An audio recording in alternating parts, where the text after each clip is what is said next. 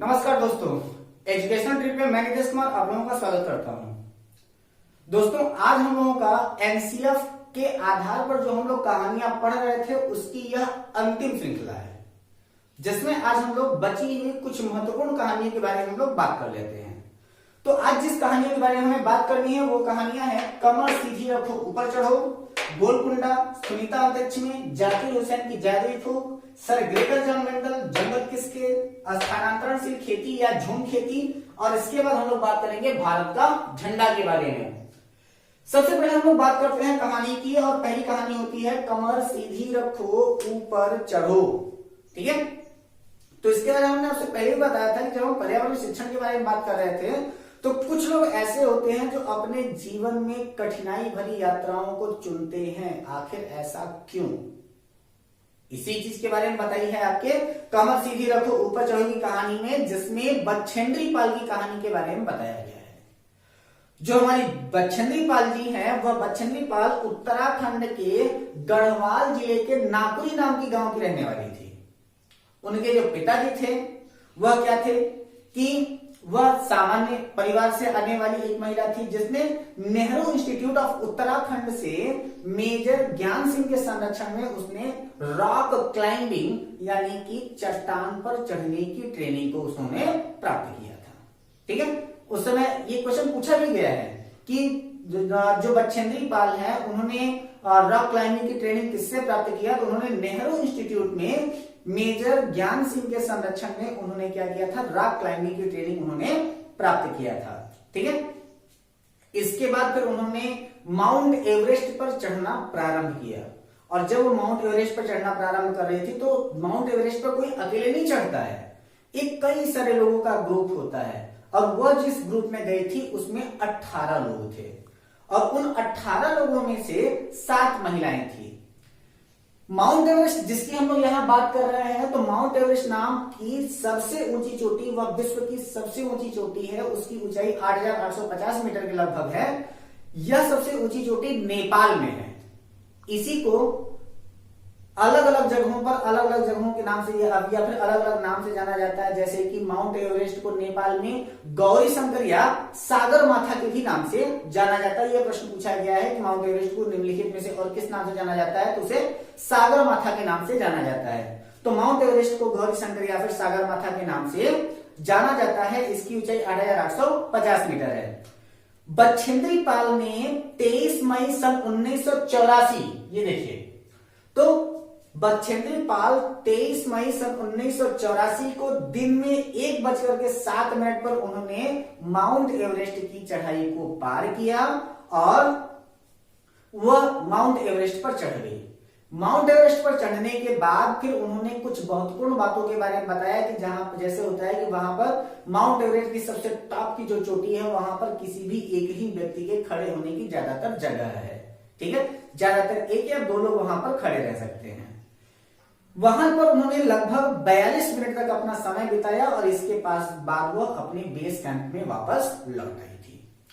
अगली कहानी आती है आपका गोलकुंडा की कहानी। और जब गोलकुंडा की कहानी की हम लोग बात करते हैं तो जो गोलकुंडा है वो आंध्र प्रदेश में है, और इसी गोलकुंडा से कोहिनूर हीरा प्राप्त हुआ था। आंध्र प्रदेश के हैदराबाद में एक म्यूजियम है, जिस म्यूजियम में गोलकुंडा के किले से प्राप्त हुई सारी की सारी सामग्रियां उसी में रखी गई हैं। ठीक है, तो गोलकुंडा में एक किला मौजूद है जिसका निर्माण जो है वो 1518 से 1687 के बीच में हुआ था, और उस समय में लगभग 1200 के समय में वहां पर काकतीय साम्राज्य के शासकों ने वहां पर शासन किया हुआ था। आपको शायद याद होगा कि आपने बाहुबली नाम की मूवी देखी थी, तो वहां पर आपने देखा था पार्ट 1 में कि बाहुबली जो है वो काकतीय साम्राज्य के शासक कालकेय को हराने के लिए जाता है। तो लगभग 1200 ईस्वी में वहां पर जिसका शासन था उसको हम लोग कहते हैं काकतीय साम्राज्य का शासन, जहां का शासक जो था वो कालकेय हुआ करता था। ठीक है, उसके बाद फिर होता क्या है कि वहां पर जो आपका गोलकुंडा है, उस गोलकुंडे के किले में कई प्रकार के पोर्च हैं, कई प्रकार की चीजें हैं, और वहीं पर आपका एक फतेह दरवाजा है जहां पर अगर कोई भी आदमी उस दरवाजे पर खड़े होकर के बोले तो उसकी आवाज जो होती है वो पूरे महल में सुनाई देती है। ठीक है, जो आपका गोलकुंडा का किला है उसमें कई सारी ऐसी चीजें हैं जो बनी हुई है किस चीज की, लोहे की और कांसे की बनी हुई हैं। जो कांसा होता है वो टिन और तांबा का मिश्रण होता है। अगली कहानी आती है आपकी सुनीता अंतरिक्ष में। सुनीता जो है वो सुनीता विलियम्स हमारे भारतीय मूल की एक महिला थी जिन्होंने क्या किया था, अमेरिका की नागरिकता उन्होंने ग्रहण कर लिया था। सन 2006 की बात है जब उन्होंने धरातल से लगभग 380 किलोमीटर की ऊंचाई पर सबसे ज्यादा दिन तक रहने का उन्होंने वर्ल्ड रिकॉर्ड बना डाला। सुनीता विलियम्स के बारे में कई इस प्रकार के रोचक तथ्य हैं और जब वो वापस आई अंतरिक्ष से तो उन्होंने अंतरिक्ष के बारे में कई महत्वपूर्ण चीजों के बारे में उन्होंने खुलासा किया। जैसे कि उन्होंने क्या कहा कि वहां पर जब कभी भी आदमी अंतरिक्ष में चला जाता है तो बाल झाड़ने की जरूरत नहीं पड़ती, बाल हमेशा खड़े होते हैं। और इमेजिन कर लीजिए कि किसी के बड़े बड़े बाल हों और वो खड़े हों तो देखने में कैसा लगेगा। इमेजिनेशन आपकी काफी अच्छी है भाई। चलिए अच्छा, तो बाल झाड़ने की जरूरत नहीं होती, बाल हमेशा खड़े रहते हैं। किताबों को दीवारों से बांध करके रखना पड़ता है, पानी वहां मिलेगा नहीं तो यूरिन को फिल्टर करके यानी कि यूरिन को साफ करके पीना पड़ता है। ठीक है, वहीं पर खड़े खड़े सोना पड़ता है, तैर करके एक स्थान से दूसरे स्थान तक जाना पड़ता है। ठीक है, भोजन पानी तैरता रहता है। भारत के उल्टा अगर कोई देश है तो वह है अर्जेंटीना, और ऊपर से देखने पर सारे के सारे जो देश होते हैं वो बिल्कुल एक ही तरह के दिखाई देते हैं। ठीक है, तो अब यहाँ पर जो आपकी सुनीता अंतरिक्ष में की कहानी है तो इनके बारे में यह बताया गया कि जो आपकी सुनीता है वह सबसे पहले बनना चाहती थी गोताखोर, लेकिन वो बन गई हेलीकॉप्टर पायलट। ठीक है, अब बात करते हैं हम लोग अपनी अगली कहानी की, और वो कहानी है आपकी जाकिर हुसैन की जादुई फूंक। ठीक है, जाकिर हुसैन हमारे भारत के राष्ट्रपति भी रहे और वो एक वैज्ञानिक भी थे जिन्होंने वाष्पीकरण और संघनन को सत्यापित करने के लिए शीशे पर फूंक मारने की बात बताई थी। आपकी अगली कहानी वो है Gregor John Mendel. Sir Gregor John Mendel Austria के निवासी थे और इनका जो जन्म है वह कहां पर हुआ था, तो इनका जन्म हुआ था 1822 में और इन्होंने मटर के पौधे पर आनुवंशिकता का नियम इन्होंने खोजा था। और वह आनुवंशिकता के नियम कौन कौन से हैं, तो वह आनुवंशिकता के आपके नियम है प्रभाविता का नियम, पृथक्करण का नियम और स्वतंत्र अपव्यूहन का नियम। इसके बाद बात आती है आपकी अगली कहानी, कहानी नंबर 36, और वो है जंगल किसके। और यह जो जंगल किसके कहानी है वह आदिवासी लड़की सूर्यमणि के ऊपर आधारित है।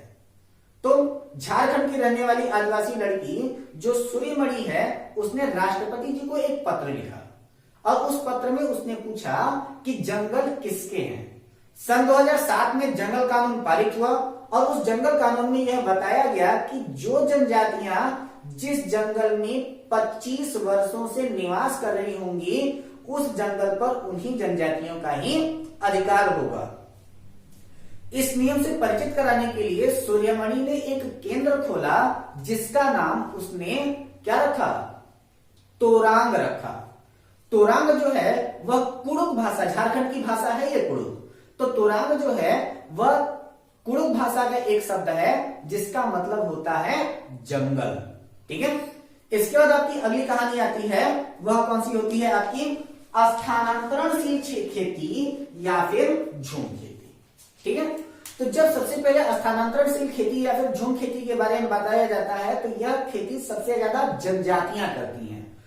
जनजातीय क्षेत्र में रहने वाले लोग जब आपके स्थानांतरणशील खेती या फिर झूम खेती का कार्य करते हैं तो वहां पर होता क्या है कि जनजातियां जिस जंगल में जाती हैं वहां पर पेड़ों को काटती हैं, जलाती हैं, वहां पर खेती करती हैं और खेती करने के बाद साल 2 साल बाद जो है वह उस जगह को छोड़ करके चली जाती हैं। ठीक है, तो जब कभी भी फसल बहुत ज्यादा अच्छी हो जाती है तब वहां पर वो लोग एक विशेष प्रकार का नृत्य करते हैं, जिस विशेष प्रकार के नृत्य को हम लोग कहते हैं चेराओ। ठीक है, इसी खेती को हम लोग मिजोरम में झूम खेती के नाम से जानते हैं, मध्य प्रदेश में इसे बीबर दहिया, राजस्थान में बत्रा, केरल में कुमारी आंध्र प्रदेश में पोंडू, मैक्सिको में मिल्पा, ब्राजील में रोका, वियतनाम में रे, श्रीलंका में टुंगा और म्यांमार में चेन्ना के नाम से जाना जाता है। ये आपकी महत्वपूर्ण कुछ खेतियां हैं जो कि स्थानांतरणशील खेती के नाम से जानी जाती हैं। और ये आपकी है कहानी नंबर 38, जिसे हम लोग कहते हैं भारत का झंडा। और जब बात करते हैं भारत का झंडा का, तो हमारे भारत में झंडे का जो लंबाई और चौड़ाई का अनुपात है वो है 3:2। और हमारे भारत के झंडे में सबसे ऊपर जो होता है वह केसरिया रंग होता है, मध्य में सफेद रंग होता है, सबसे नीचे जो होता है वह हरा रंग होता है और सफेद रंग पर अशोक चक्र की एक पट्टी लगी होती है जिसमें 24 तीलियां होती हैं। ठीक है। जब कभी भी कोई भी विदेशी मेहमान हमारे भारत में आता है तो उसकी गाड़ी के दाहिनी तरफ जो होता है वो हमारे भारत का झंडा होता है। हमारे भारत का जो राष्ट्रीय वाक्य है वह क्या है? सत्यमेव जयते। और जो हमारे यहाँ का ध्येय वाक्य है वो है श्रमेव जयते, यानी कि श्रम की ही विजय होती है। जैसे हम परिश्रम कर रहे हैं आपके लिए और आप भी अपनी सफलता के लिए परिश्रम करें। ये थी आपकी एनसीएफ के आधार पर कुल 38 कहानियां जिनके बारे में हम लोगों ने बात किया। और यहां से आपके सीटेट की प्रतियोगी परीक्षाओं में हमेशा प्रश्न पूछे जाते हैं। हम आशा करते हैं आपको यह वीडियो पसंद आई होगी। यदि आपको हमारी यह वीडियो पसंद आई हो तो इस वीडियो को लाइक करें तथा अपनी राय हमारे कमेंट बॉक्स में देना ना भूलें। यदि आप हमारे इस चैनल पर नए हैं तो हमारे इस चैनल को सब्सक्राइब करके बेल आइकन जरूर दबाएं तथा हमारे इस वीडियो को ज्यादा से ज्यादा लोगों को शेयर करें। घर पे रहें, स्वस्थ रहें, अपना और अपनों का ख्याल रखें, हंसते रहें, मुस्कुराते रहें। तब तक के लिए नमस्कार।